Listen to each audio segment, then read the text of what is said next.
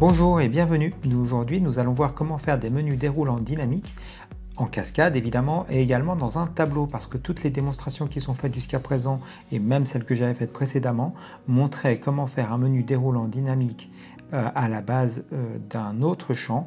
Ici, comme je choisis fruits, j'ai la liste des fruits et lorsque je change ici, j'ai légumes, j'ai la liste des légumes, mais lorsqu'on voulait l'appliquer dans un tableau avec plusieurs valeurs et plusieurs choix, alors cette proposition ne fonctionnait pas. Maintenant, on va voir comment faire.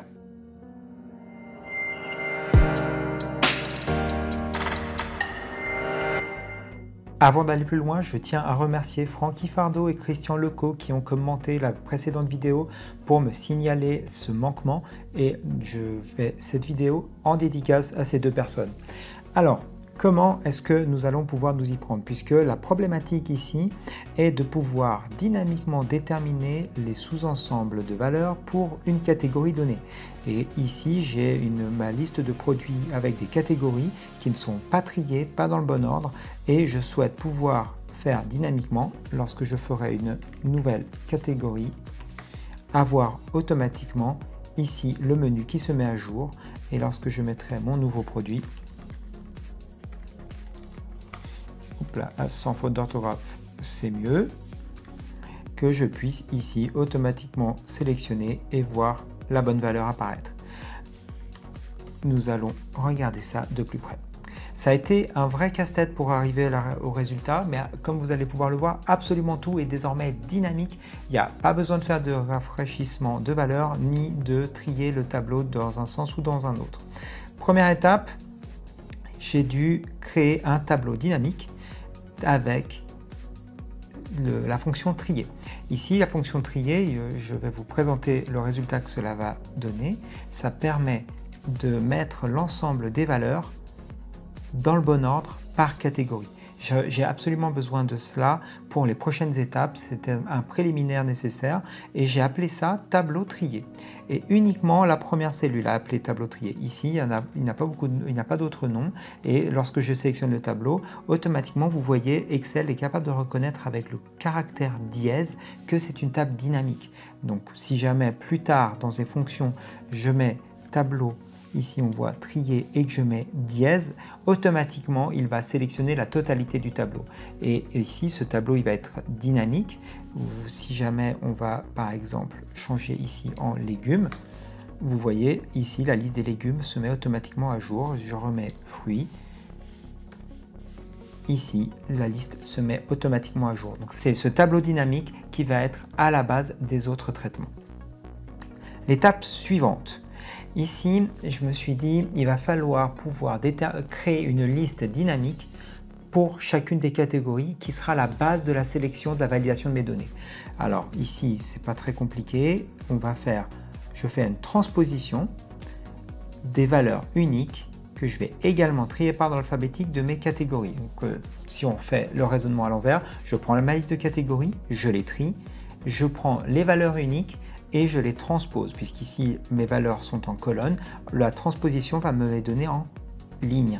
Et je vais pouvoir après utiliser, et ici je vais pouvoir utiliser la fonction qui n'est présente que dans Excel 365, qui est la fonction séquence, qui va me permettre d'avoir la valeur 1, 2 et 3. C'est parce que je vais pouvoir utiliser ces valeurs pour ensuite faire utiliser d'autres fonctions pour un peu naviguer à l'intérieur du tableau que je vais construire. Ici, je vais utiliser la fonction également séquence qui va me permettre dynamiquement d'avoir le bon nombre de valeurs présentes dans mon tableau. Et automatiquement, comme vous voyez, il y a le liseré bleu, il va s'allonger lorsque je mettrai des nouvelles valeurs dans mon tableau. Ici, je vais créer une fonction parce que je souhaite créer en réalité une liste. Mon objectif est vraiment d'avoir ici en dessous de autres les produits qui correspondent à autres, en dessous de fruits les produits qui correspondent à fruits, en dessous de légumes les produits qui correspondent à légumes, pour ensuite pouvoir m'en inspirer dans la liste de validation. Alors, quelle fonction ai-je utilisée ici? Je vais utiliser la fonction index qui est également la fonction ci. Donc la fonction index, qu'est-ce que c'est? La fonction index, c'est un guide, on va dire, qui va vous dire retourne-moi la valeur qui se trouve à tel endroit. Comment je l'utilise? Je vais l'utiliser en lui injectant en premier paramètre la table dynamique, le tableau trié que j'ai mis tout à l'heure avec le caractère dièse à la fin. Automatiquement, donc je vais prendre comme matrice de référence cette table de valeurs qui est triée, n'oubliez pas, et je vais lui dire donne-moi les valeurs qui se trouvent à chacune de ces lignes. Donc il va aller prendre les valeurs qui se trouvent à cette ligne et je lui dis en plus de la première colonne. Donc en fait, je vais retourner la valeur qui se trouve ici dans cette colonne. Dans quelles conditions? Si je vais aller prendre cette valeur et je dis si c'est égal également de manière dynamique. Alors première colonne, pardon, j'ai dit première colonne, mais je me suis trompé, c'est celle-ci la première colonne. Hop, j'enlève pour pas éditer ma fonction. Ici, je lui dis est-ce que cette valeur-là correspond à celle du haut? Et automatiquement, vous voyez la lustrée bleue? En fait, je vais avoir un tableau qui fait 3 colonnes sur 15 et qui sera en plus dynamique et qui va s'étendre. Donc, je vais vous montrer le résultat de cette fonction. Je vais avoir des 1 ou du vide. Ça va être une base de travail. C'était déjà pour tâtonner. Je me suis dit, tiens, c'est intéressant. Maintenant, je sais où se trouvent les valeurs de produits où il y a la catégorie autre, les valeurs de produits où c'est la catégorie fruits et les valeurs où se trouvent légumes. C'était dans mon tâtonnement en fait de recherche, j'ai commencé déjà à voir le bout du tunnel à travers cette fonction. Allons à la suite. La suite, je me suis dit c'est bien de savoir où sont les valeurs, c'est mieux d'avoir les valeurs. Donc je vais utiliser les résultats de ce tableau pour dire lorsqu'il y a un 1, je veux que tu me donnes la valeur. Comment je fais ça? Ici, je vais utiliser si L3 égale 1, donc grâce à cette fonction tableau dynamique, automatiquement Excel va calculer les valeurs case par case à l'intérieur du tableau. Je n'ai pas besoin, moi, de faire comme on pourrait l'imaginer en programmation, une itération. Automatiquement, il va l'appliquer à l'ensemble de ce qu'on va appeler la matrice. Donc ici, je vais demander, lorsque c'est 1, je veux que tu te décales dans le tableau trié, là. Cette fonction décalée va me dire, en fait c'est un guide, je veux dire déplace-toi un petit peu sur la gauche ou déplace-toi sur la droite et va me retourner la valeur qui se trouve à cette case. Un peu comme index, mais là je lui dis, va prendre la cellule qui se trouve un petit peu à côté. Je vais lui dire, comme point de départ, c'est le tableau. Ensuite, je vais lui dire de se décaler d'aucune ligne, c'est bien mon point de départ. Et je lui dis de se déplacer d'une colonne, je ne veux pas la première colonne cette fois, c'est bien, je me décale d'une colonne, je veux celle d'à côté. Et je ne me déplace pas en hauteur. Et je vais faire au total, ce qui m'intéresse, ce n'est pas la totalité du tableau, mais c'est juste d'une largeur de 1. Et si je ne trouve pas, alors je continue de garder vide. Et qu'est-ce que ça donne? Ici, lorsqu'on voit les valeurs, eh bien, je récupère bien mon texte correspondant à ces emplacements.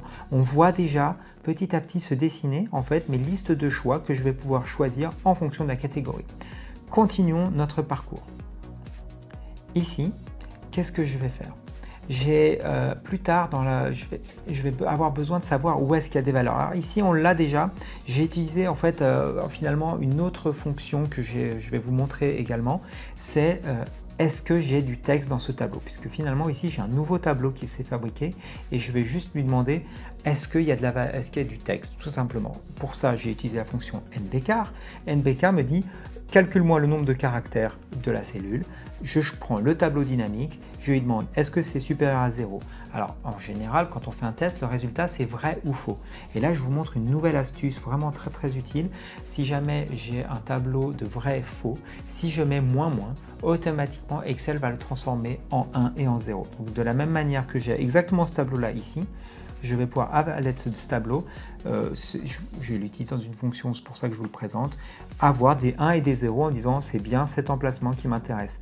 Et je vais pouvoir combiner les deux pour dire récupère-moi ces listes de valeurs. On continue le parcours.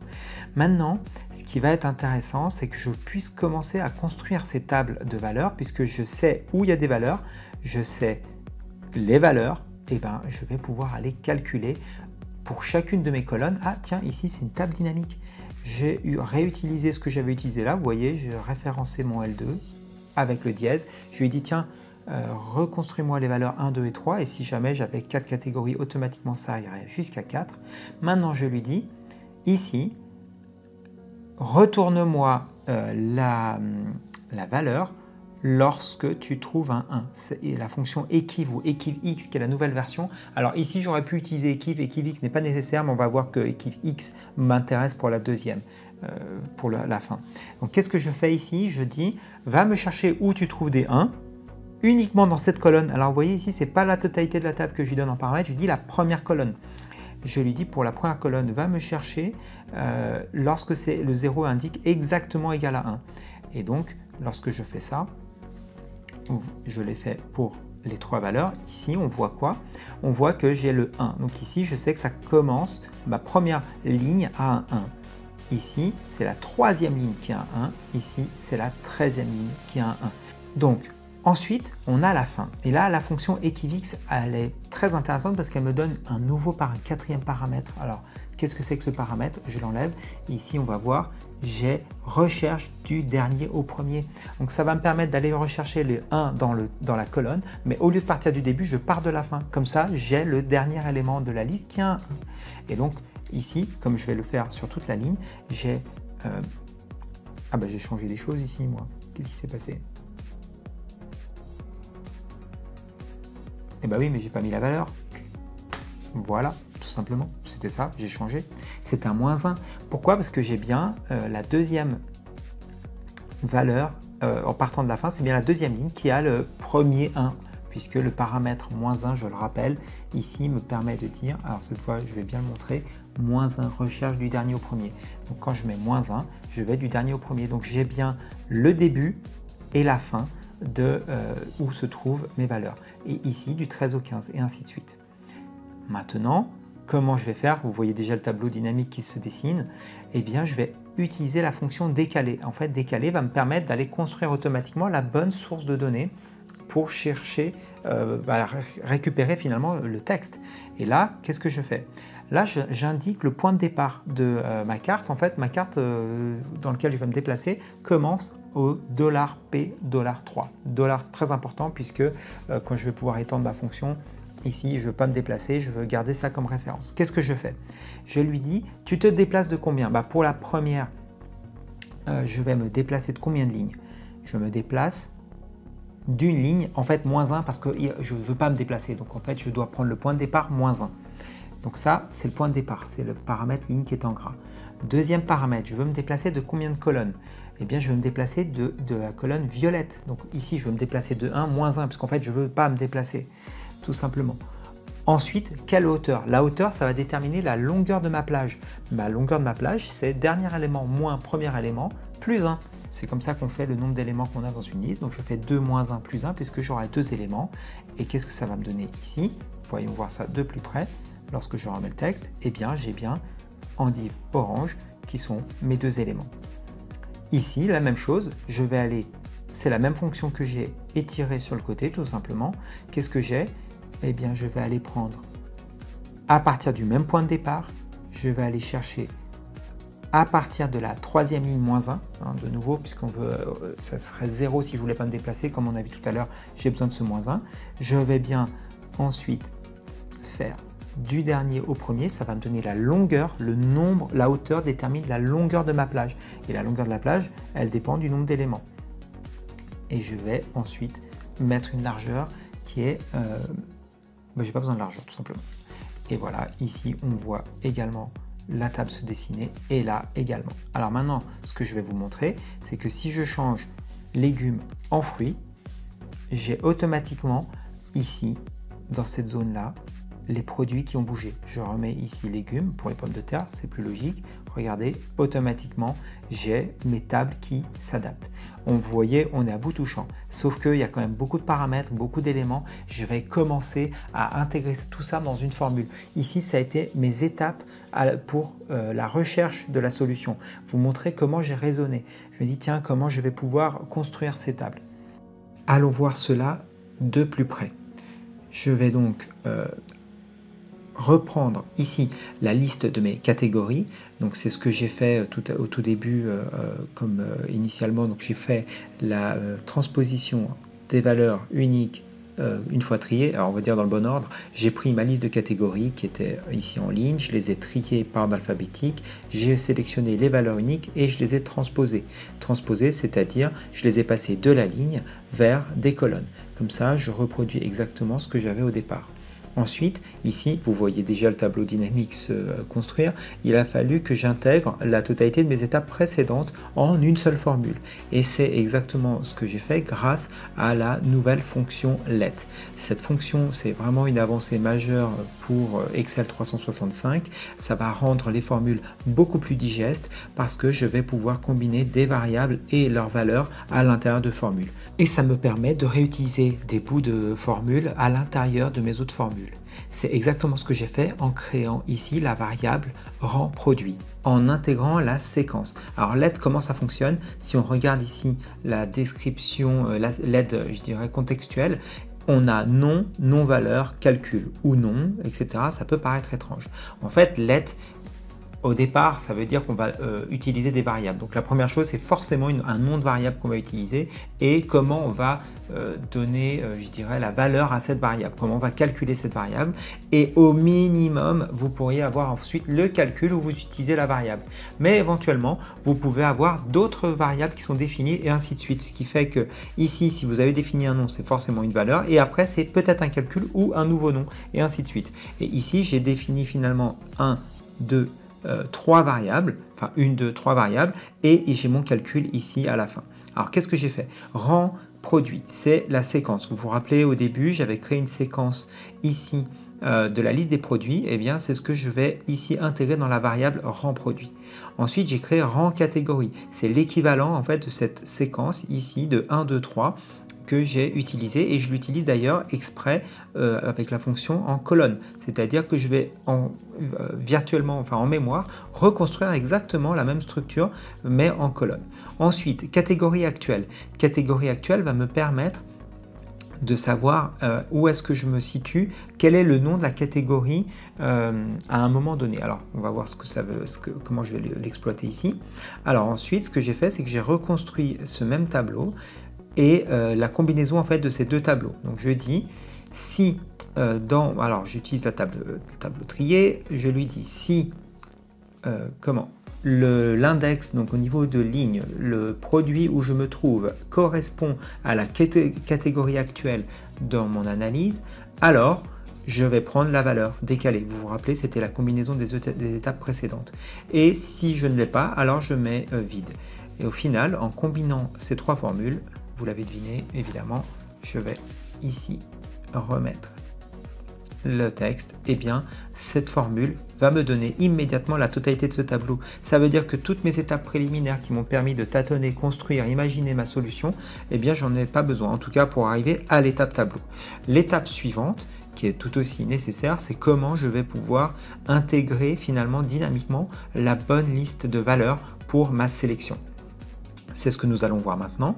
Ici, j'ai ma sélection de catégories qui sera dynamique. Quelque part dans mon résultat définitif, c'est ce qui correspondra à mon champ, à ma cellule.